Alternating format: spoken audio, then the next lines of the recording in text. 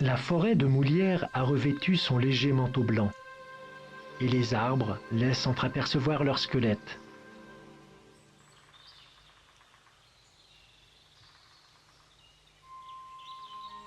La forêt domaniale de Moulières est située dans le Poitou, entre les villes de Châtellerault et de Poitiers. Entre légendes et croyances, espace mythique ou inquiétant, la forêt a toujours attiré et effrayé les hommes qui en ont fait le lieu privilégié de l'étrange.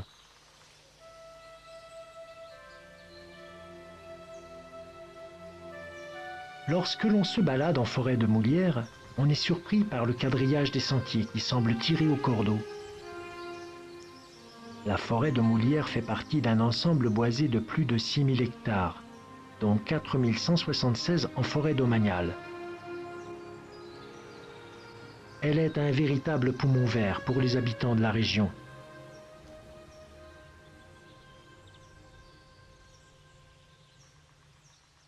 Il y a bien longtemps, 1000 ans, peut-être 2000, personne ne le sait vraiment. La population poitevine arrachait de ce sol argileux de nombreuses dalles de pierre. Les fameuses pierres meulières, Mollarias en latin. D'où le nom de cette vaste forêt, Moulières.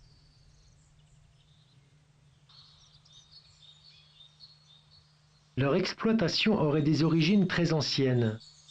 Et si un jour des poitevins ont exploité le sous-sol de Moulières, c'est parce que les roches le constituant représentaient un réel intérêt. Ces pierres avaient toutes les qualités requises pour réaliser d'excellentes meules de moulin.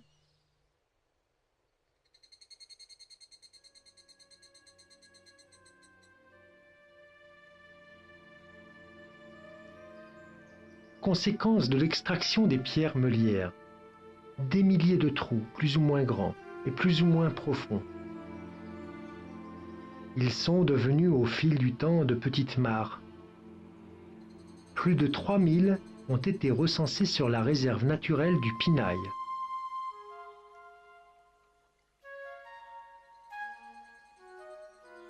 La réserve naturelle du Pinail, vestige de landes remarquables, seule réserve naturelle nationale de la Vienne, est riche de sa diversité.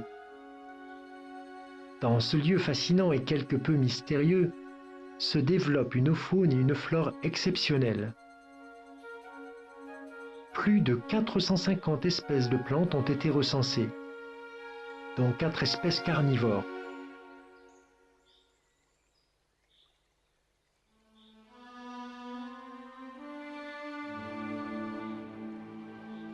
Créée en 1980, la réserve naturelle du Pinail s'étend sur 135 hectares au nord de la forêt de Moulières.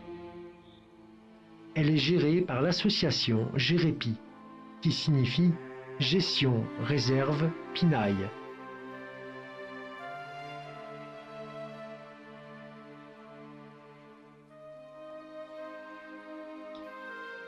Les mares sont nombreuses dans la forêt de Moulières. Elles peuvent avoir des origines extrêmement variées. Naturelles, excavations creusées pour l'exploitation des pierres meulières ou de l'argile, réserve d'eau des forgerons, ou trous creusés pour la défense contre les incendies.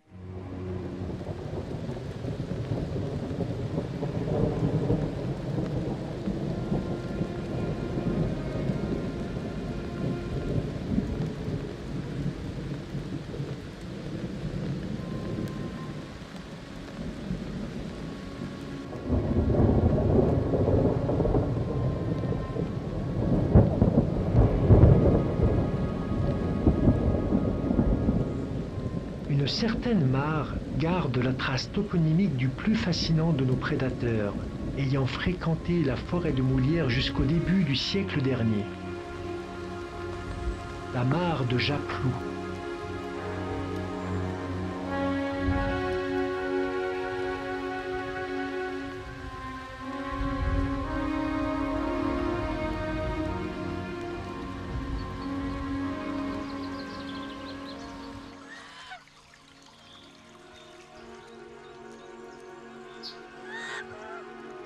On peut, au hasard des chemins, rencontrer toutes sortes d'animaux sauvages ou domestiques.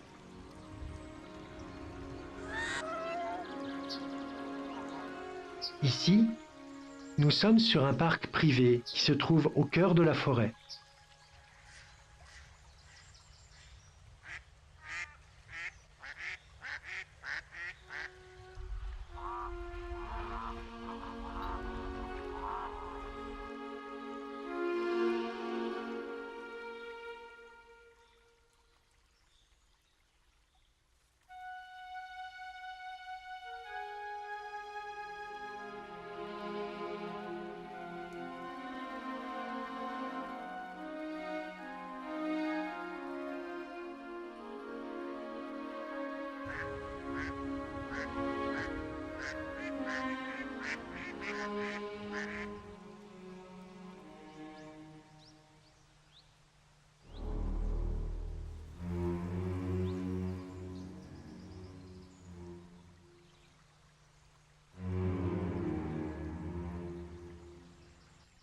La forêt de Moulières offre parfois des jeux d'ombre. Les arbres eux-mêmes sont porteurs de sensations troublantes qui peuvent lancer l'imaginaire sur les pistes de l'étrange.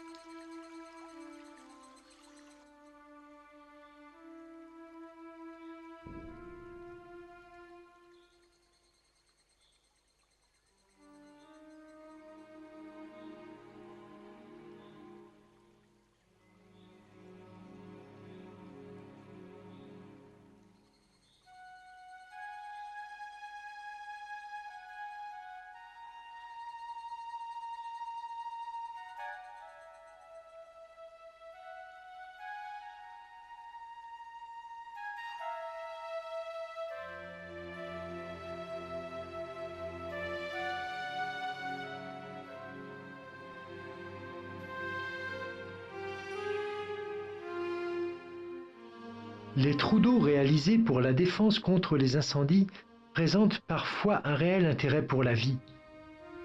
L'ONF, Office national des forêts, travaille en étroite collaboration avec les naturalistes.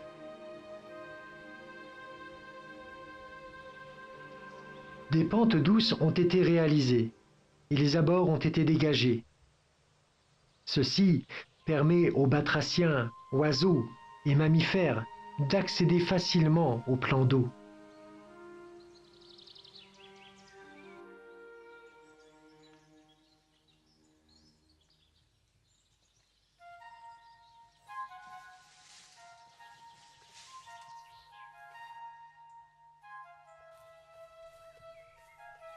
Puissant, majestueux, il est incontestablement le roi de la forêt de Moulières. Le cerf est un mammifère emblématique, comme le prouve l'importante activité humaine et nocturne générée par le brame.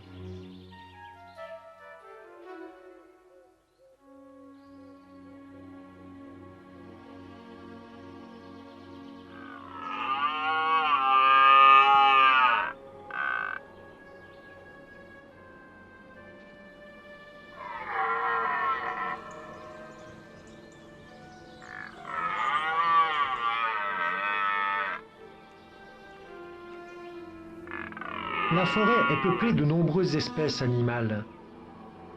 Sangliers et chevreuils, renards et blaireaux, martres, écureuils, mulots, campagnols ou encore lièvres et lapins, hérissons, taupes, musaraignes et chauves-souris.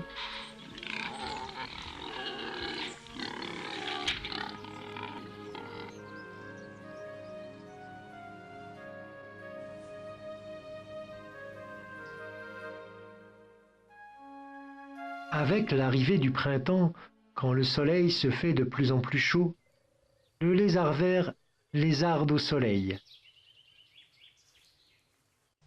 Le lézard vert occidental est moins répandu que son cousin le lézard des murailles.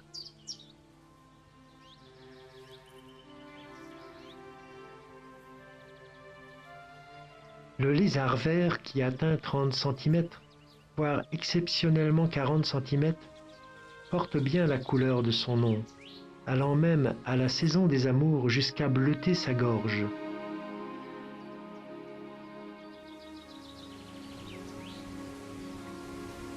Le vent est encore froid en ce début de printemps. Pourtant, à l'orée du bois, quelques arbres précoces sont en fleurs. La forêt, elle, va garder pour plusieurs semaines encore sa couleur hivernale. Et déjà le colza, lui, est d'un jaune chatoyant.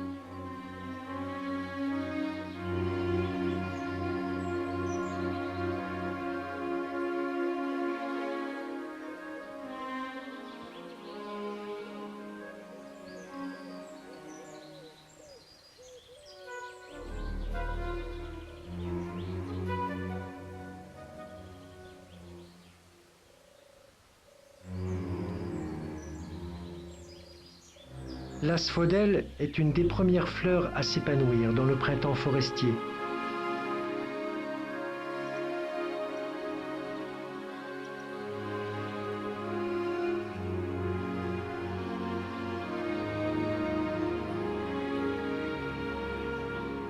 Peu à peu, les fleurs, les plantes, les insectes refont surface. Madame Limace déjeune tranquillement.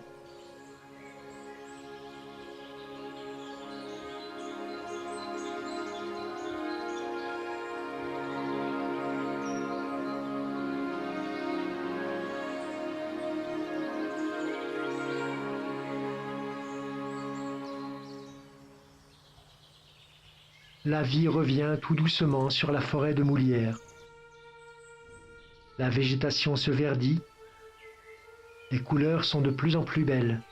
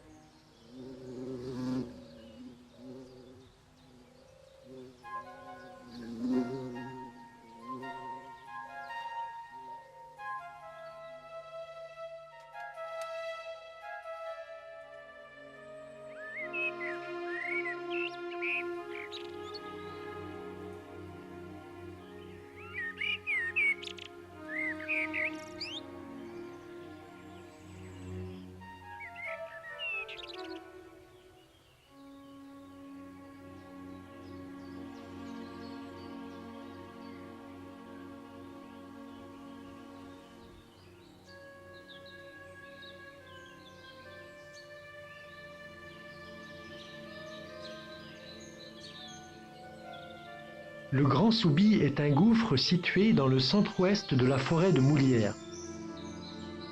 Les eaux d'un certain nombre de ruisseaux temporaires viennent disparaître dans les entrailles de la terre. Mais le Grand Soubi est aussi un lieu de légende, un lieu mystérieux qui serait, dit-on, habité par un cheval noir solitaire dont la queue balaie le sol et les naseaux jettent des flammes. Ne vous laissez pas tenter d'enfourcher son dos accueillant. C'est le diable en personne qui tente de vous séduire. Si vous cédez, vous serez emporté dans la direction des piqueteries, au nord de la forêt. Et l'on n'entendra plus parler de vous.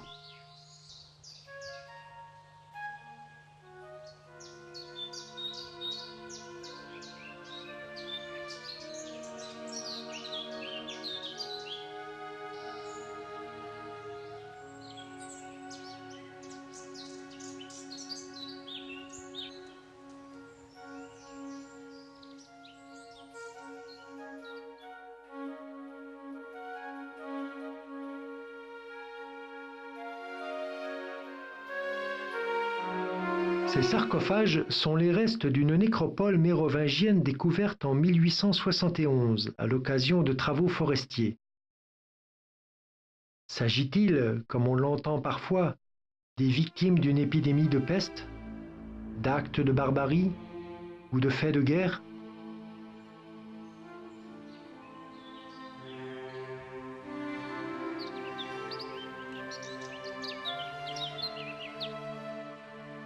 Les sarcophages étant de petite dimension, il semblerait que seuls des enfants auraient été inhumés.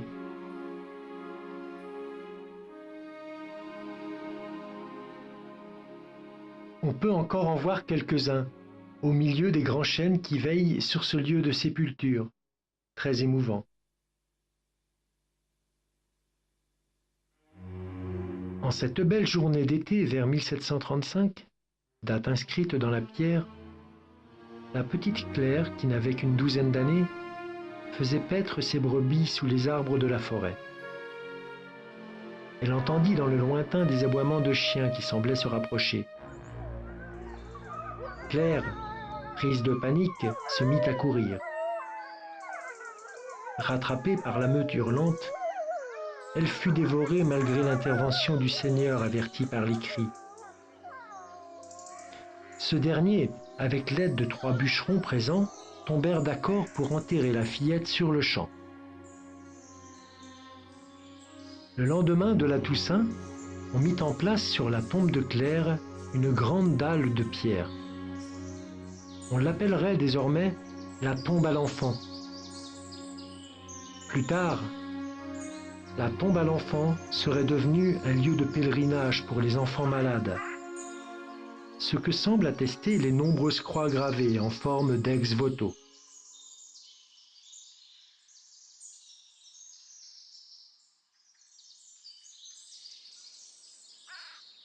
Posée en pleine forêt entre pins et chênes, la croix généraux suscite bien des interrogations. On ne sait rien de ses origines. La légende veut qu'une toise d'or soit enfouie en ces lieux à une distance d'un vol de Chapon de la Croix. Selon d'autres sources, il s'agirait d'un monument érigé à la mémoire d'un officier tué lors d'une escarmouche pendant la Révolution. Jusqu'à présent, ni sépulture ni toison d'or n'ont été découvertes.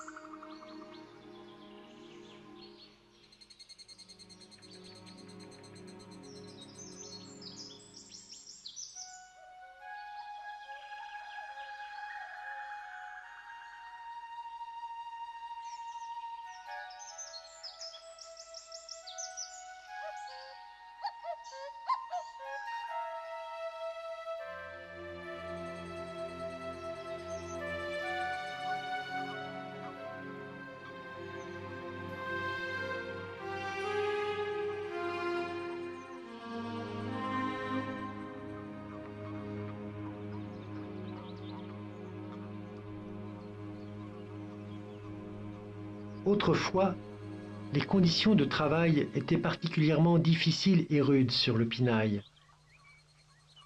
L'arrachage des dalles de pierre se faisait avec des leviers, puis les hommes les transportaient avec des bœufs jusqu'au Gabar sur la Vienne ou la Creuse.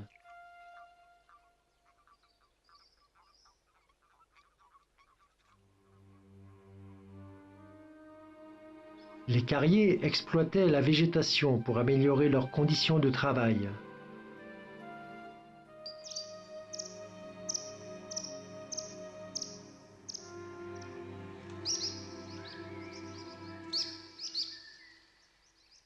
La brande environnante servait à réaliser des abris, peu confortables certes, mais relativement faciles à édifier.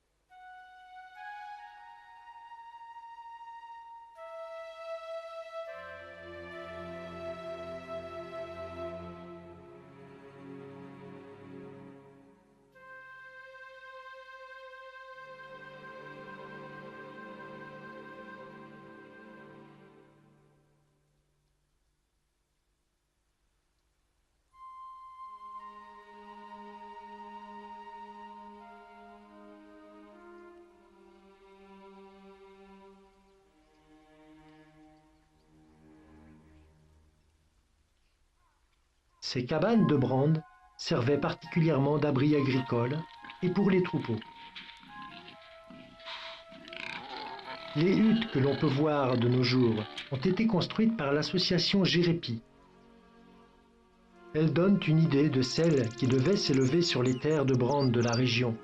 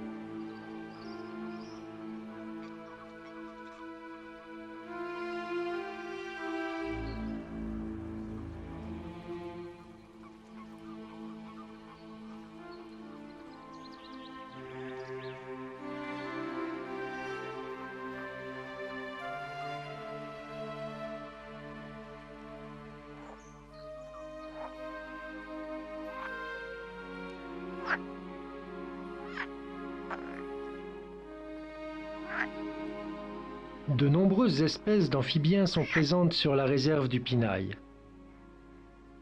La grenouille verte est sans aucun doute la plus célèbre et la plus visible. Elle chante surtout au début de la nuit, à l'aide de ses deux sacs vocaux qui font caisse de résonance.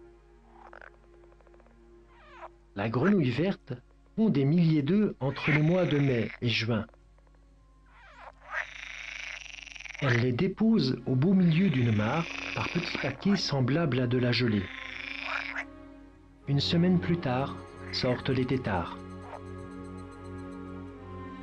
Il leur faudra 3 ou 4 mois pour que ces petites larves deviennent de vraies grenouilles.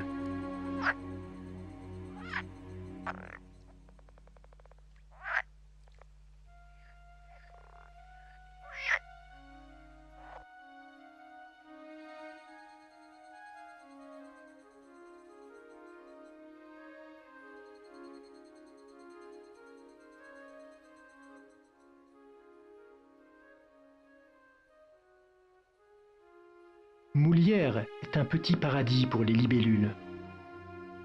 On en dénombre 48 espèces. Les reines de la réserve naturelle du Pinail sont la leucorrhine à large queue et la leucorrhine à gros thorax. Cette dernière se reconnaît grâce à sa tache jaune à l'extrémité de l'abdomen. Ces deux espèces sont particulièrement rares en Europe. Elles sont protégées au niveau national, inscrites dans la Convention de Berne et dans la Directive Habitat, qui ont pour objectif le maintien de la diversité biologique, de la faune et de la flore sauvage.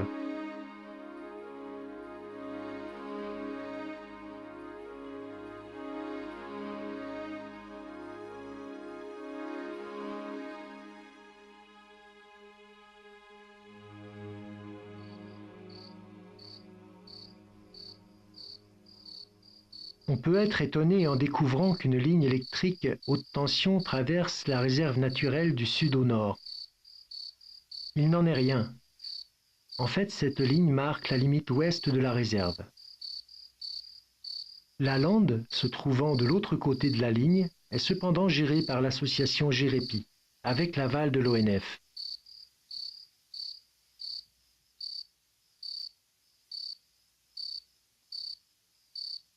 Il existe un petit animal amphibie qui vit dans les eaux stagnantes du Pinail, le triton.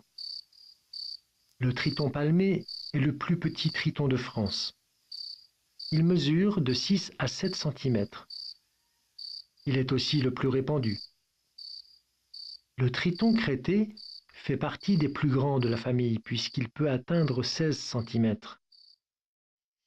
Le triton marbré, au dos plus bigarré, recherche moins le milieu aquatique que ses cousins.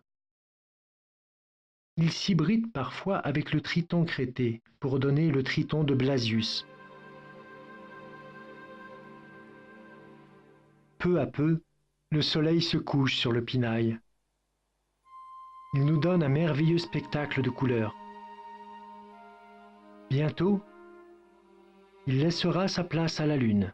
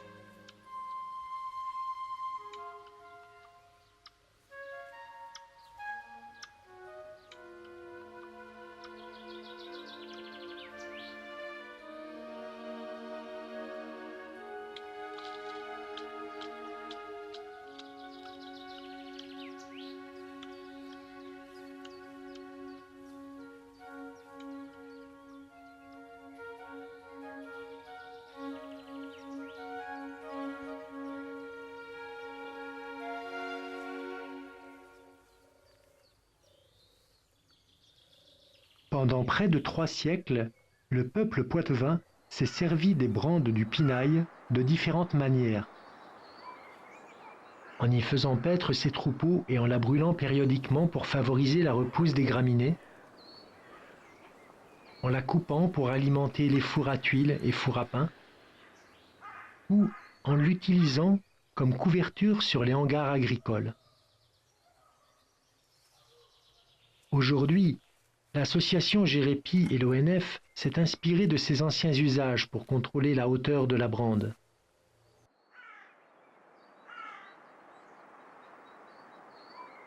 Diverses méthodes sont utilisées.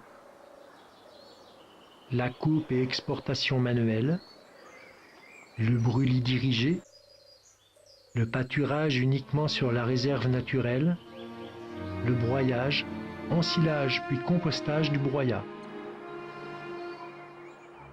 Depuis peu, la récolte de la végétation avec une moissonneuse permet de fabriquer des biofiltres dans les usines d'équarrissage.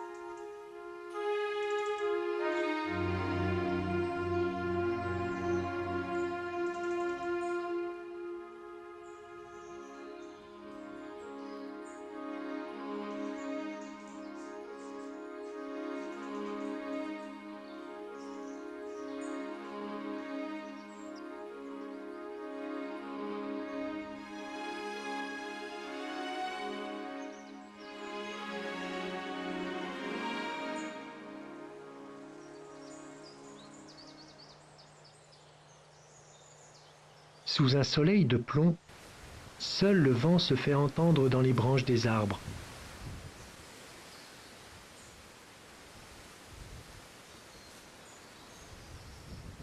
La femelle busard nourrit ses petits. Et bientôt, quand le froid de l'hiver se fera de plus en plus présent, elle repartira vers l'Afrique. Depuis 1983, le suivi de la nidification du busard est assuré par la Ligue pour la protection des oiseaux de la Vienne, la LPO. Une convention ONF-LPO établie en 1990 permet le suivi de la population des busards.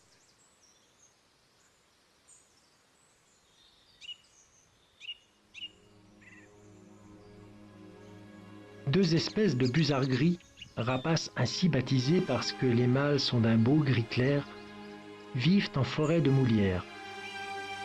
Le busard Saint-Martin et le busard cendré.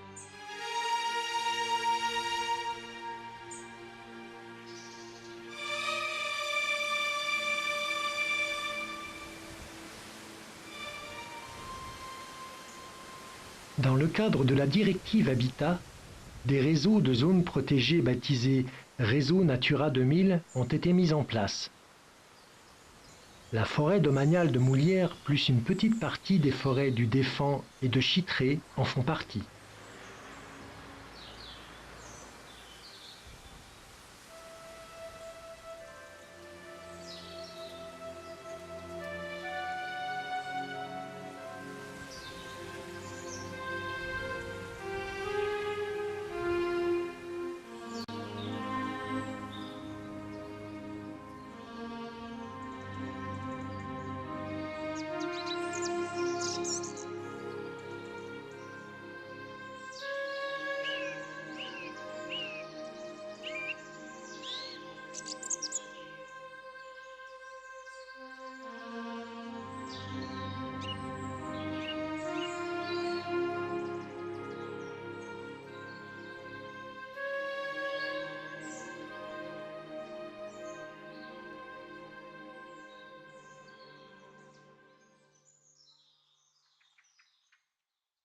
Les biches vivent ensemble avec les jeunes animaux de la troupe.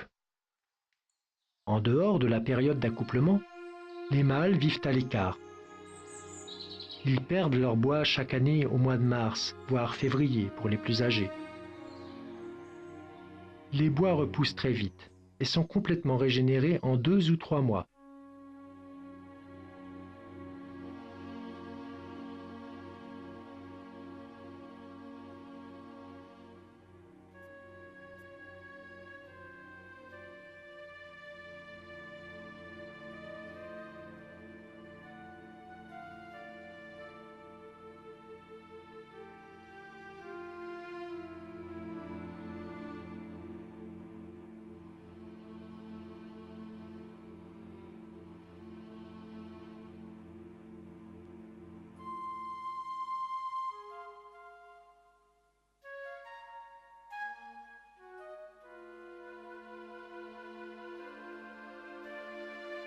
La forêt de Moulières s'éveille un jour de septembre dans un épais brouillard.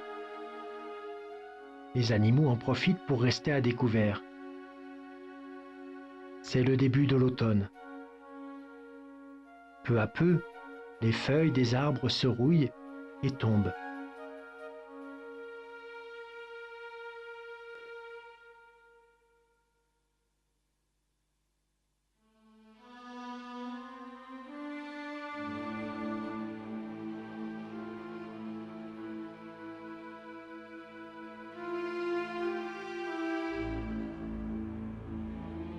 Septembre, c'est le mois des toiles d'araignée remplies de rosée, illuminées par le soleil matinal.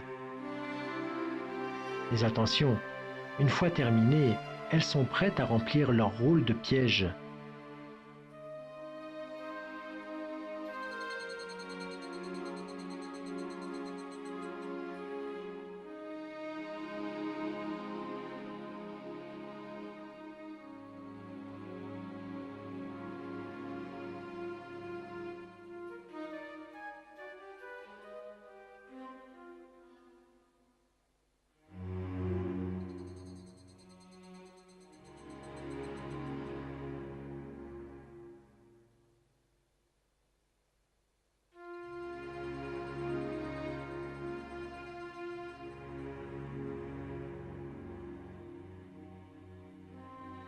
Enfin, le soleil a vaincu la brume.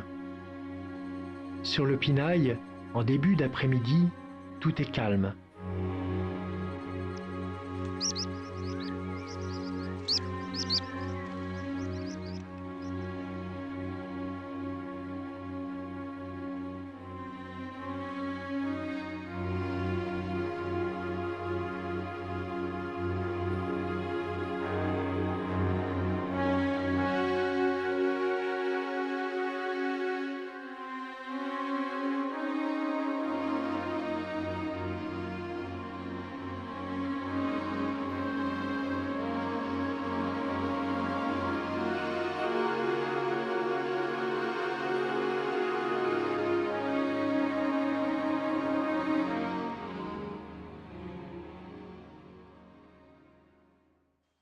Le chant des oiseaux nous rappelle qu'ici, dans la réserve naturelle du Pinail, un bon nombre d'espèces d'oiseaux y trouvent refuge. La fauvette Pichou est la petite princesse des brandes du Pinail. Pipite Farlouse, bruant des roseaux, tous ces petits oiseaux affectionnent particulièrement les landes du Pinail pour leur nidification et leur chasse alimentaire.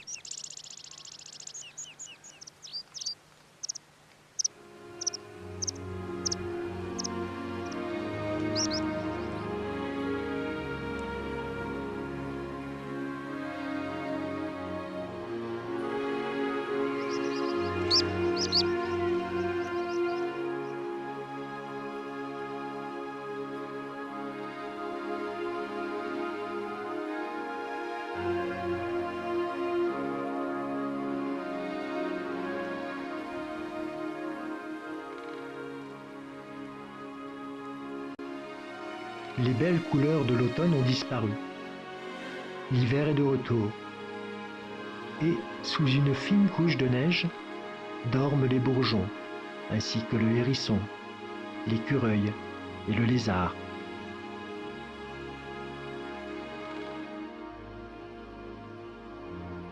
La nature se repose et se purifie avant de retrouver le soleil du printemps.